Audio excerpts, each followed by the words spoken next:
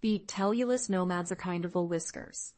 His beard was not merely a facial feature, it was a thriving ecosystem, currently hosting a dozen dandelion seeds that had hitched a ride during his morning stroll through the high meadows. He sat perched upon a custom leather saddle strapped to the broad feathered back of Pip, a kookaburra the size of a small cottage. Pip did not fly, for his wings had long ago evolved into powerful feathered rudders used for navigating the dense undergrowth and rocky crags of the southern continent. "Steady now," Barnaby whispered, leaning forward to pat Pip's neck.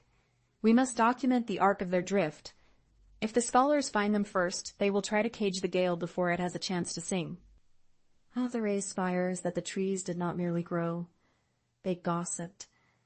As Pip's heavy talons crunched through the fallen bark, the eucalyptus leaves overhead hissed secrets to one another. Barnaby kept his ears open, for the forest knew the movements of the winds better than any map. He heard a rustle to his left, a rhythmic tapping that didn't match the bird's stride. He pulled on Pip's reins, and the giant bird was silent, graceful halt. Emma Samana says that they heard Marian with the terms. "Terror Marys and Tendes and News'em. Haribo lice, there's his stories at the vacuum." Men who believed that the world was a resource to be measured, bottled and sold to the highest bidder in the smog-choked cities of the north. The giant bird surged forward, breaking through the scholars' line before they could deploy their vacuum nets. They raced toward the Valley of Starlight, a place where the atmosphere was so thin and the magic so thick that the rain fell not as water but as liquid luminescence. As they descended the steep rocky path, the sky shifted from the pale blue of afternoon to a deep, bruised purple.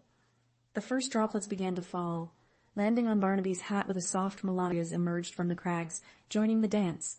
They were sensitive to sound, to vibration, and most importantly to intent. There as the starlight collapsed into a sudden blinding wave of brilliance. Holloway was shouting orders, his voice barely audible over the celestial hum of the valley.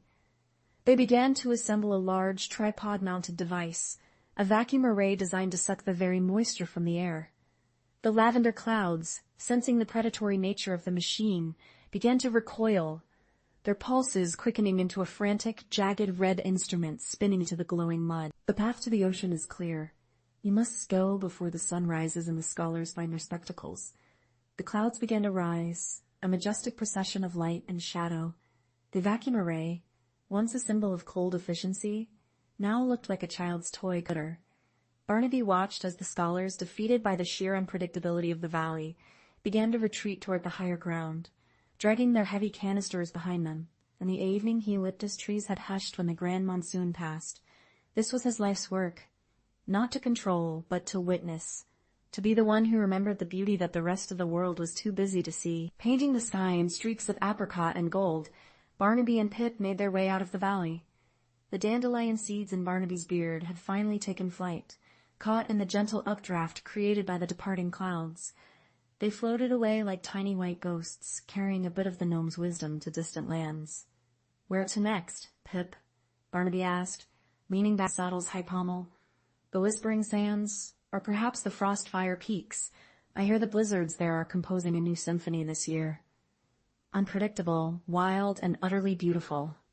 And as long as there are those of us willing to watch and listen, it will never truly be silent." Pip let out one final triumphant kookaburra laugh, a sound of pure, unadulterated joy that rang out across the continent. "Carnibit hum in the countries where they mean manch. I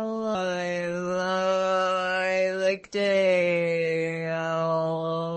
While they like styly like desuri by lively by like Gary. It was doing D, as in sort of tire mushions.